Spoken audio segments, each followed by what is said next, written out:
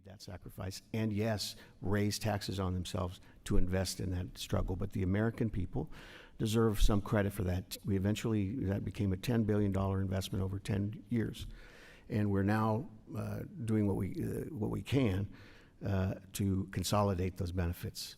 Frankly, the pitch that the Colombians are making now about investment in their oil and gas sector is absolutely critical, because they need the revenue to sustain good policies that will secure parts of their country, give the benefits of economic growth to people from all walks of life in Colombia. So that's really the purpose of our discussion here, and I'm pleased that I was able to be part of that. And then as Assistant Secretary a few years later, Hugo Chavez, you guys probably still remember Hugo Chavez,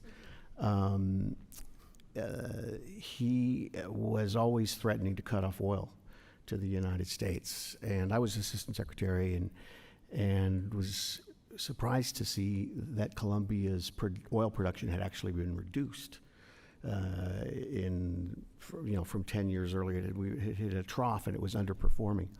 So I asked our people, why don't we get private sector folks together to recommend what would be their checklist to reactivate that energy sector, to make it attractive to U.S. investment and investment of other countries, and unlock that great potential and generate revenue, and more importantly, become a source of energy for the United States, where we can establish that good partnership.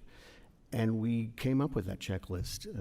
A colleague of mine at the Energy Department, Karen Harbert, presided over that effort, came up with that list of items, and we took it to President Uribe, a very extraordinarily impressive man.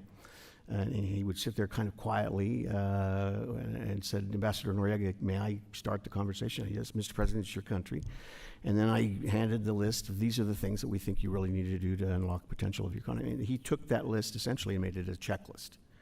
In the subsequent meetings with President Bush, President Uribe would give his report card on the things they did, and they unlocked the potential of that economy. They increased production significantly, precisely because of those things. So here I am again, asking for the help of the American people for Colombia, but not as a charity, but as a good investment in our shared security and in good neighbors who represent a bulwark, really, in South America today.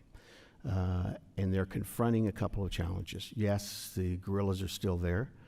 They are now living at the hospitality of Nicolas Maduro in Venezuela, operating with complete impunity in the cocaine business, as well as in the smuggling of illegal gold, and as they wish, terrorizing the Colombian people along with the Venezuelan people.